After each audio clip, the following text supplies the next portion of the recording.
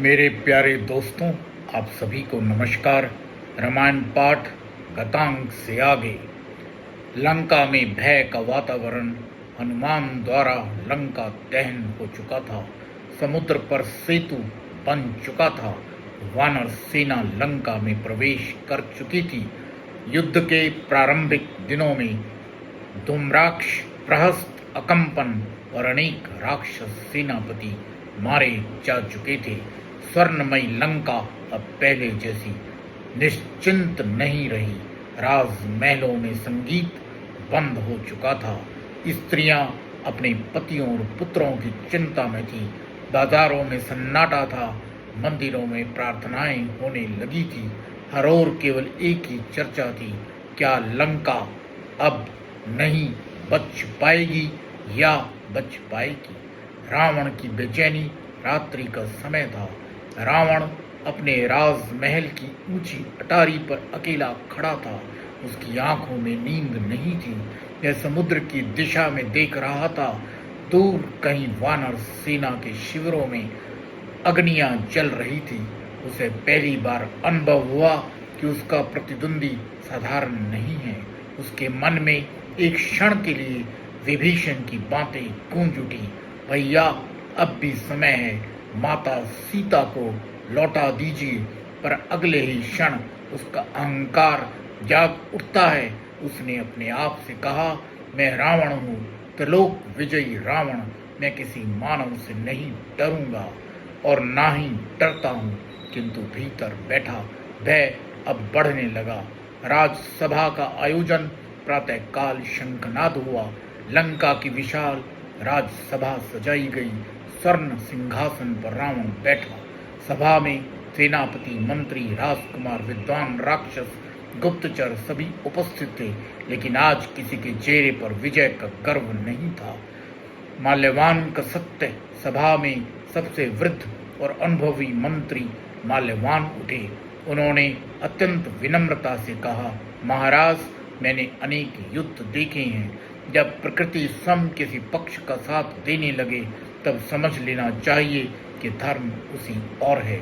उन्होंने आगे कहा, जिस राम ने समुद्र पर सेतु बना दिया वह साधारण मानव नहीं हो सकता। मेरी प्रार्थना है कि जनक नंदनी माता सीता को सम्मान पूर्वक लौटा दिया जाए। सभा में गहरा मौन छा गया। रावण का प्रचंड क्रोध। रावण सिंहासन से उठ खड़ा हुआ। उसकी तशो आंखों में क्रोध की अग्नि जल रही थी। उसने गर्जना की, माल्यवान, क्या तुम चाहते हो कि रावण किसी वनवासी के सामने सिर झुकाए? यदि तुम वृद्ध न होते तो अभी तुम्हारा वध कर देता। माल्यवान ने शांत स्वर में कहा, महाराज, सत्य कड़वा अवश्य होता है परंतु हितकारी भी होता है। यह कहकर वे बैठ गए। सभा में कोई दूसरा बोलने का साहस न कर सका। रावण का अंतिम सहारा। सभा समाप्त होने के बाद रावण अकेला बैठा रहा। उसके मन में एक ही विचार आया, अब केवल एक ही व्यक्ति लंका को बचा सकता है। वह कौन है? वह कुंभकर्ण, मेरा भाई। कुंभकर्ण का परिचय। कुंभकर्ण केवल विशाल शरीर वाला राक्षस नहीं था, वह अत्यंत विद्वान था। वेद और शास्त्रों का ज्ञाता था। युद्ध नीति में निपुण था। अपने भाई से प्रेम करता था और सबसे बड़ी बात, वह सत्य बोलने से कभी नहीं डरता था। वह जानता था कि सीता हरण अधर्म था, फिर भी वह अपने बड़े भाई के प्रति कर्तव्य निभाना चाहता था। निद्रा भवन। कुंभकर्ण जिस भवन में सोता था वह किसी राजमहल से भी विशाल था। उसका शयन कक्ष पर्वत की गुफा जैसा था। सैकड़ों दीपक जल रही थी। विशाल स्तंभों पर राक्षस प्रहरी खड़े थे।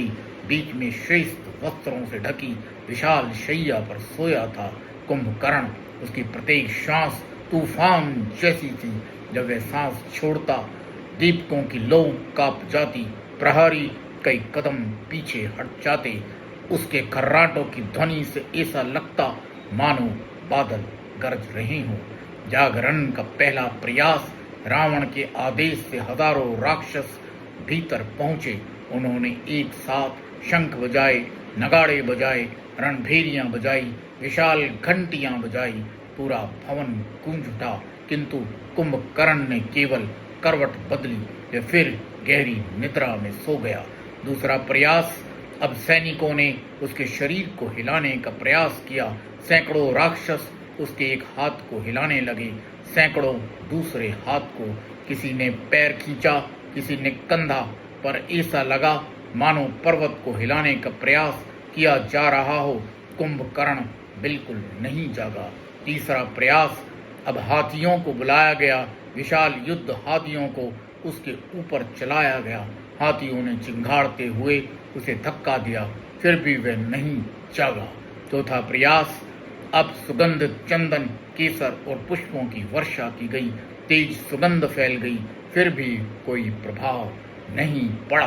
पांचवा प्रयास। अब हजारों सैनिकों ने मिलकर ऊंचे स्वर में पुकारना शुरू किया, महाबली कुंभकर्ण जागिए, लंका संकट में है।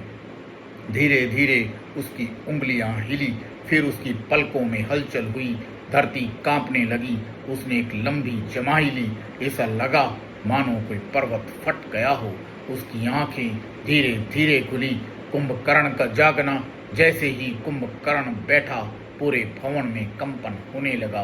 प्रहरी भय और सम्मान से झुक गए। उसने भारी स्वर में पूछा, मुझे समय से पहले क्यों जगाया गया?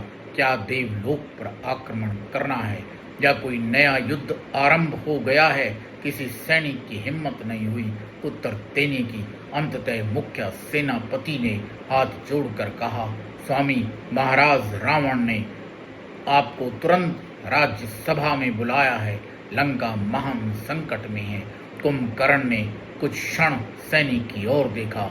उसके मुख पर गंभीरता आ गई। उसे अनुभव हो गया कोई साधारण घटना नहीं हुई है। कुंभकर्ण अपने विशाल शरीर के साथ शैया से उठा। उसकी आंखों में अभी भी निद्रा का प्रभाव था, पर उसके हृदय में एक प्रश्न बार बार उठ रहा था, ऐसा कौन सा संकट आ गया कि मुझे समय से पहले जगाना पड़ा? उसे अभी यह नहीं पता था कि सीता हरण, विभीषण का प्रस्थान, राम का सेतु, लंका पर चढ़ाई, सब कुछ हो चुका है और अगले ही क्षण उसका जीवन एक ऐसे मोड़ पर पहुंचने वाला था जहाँ उसे धर्म और भ्रातृ कर्तव्य के बीच सबसे कठिन निर्णय लेना होगा। जय श्री राम। आप सभी को जय जिनेंद्र।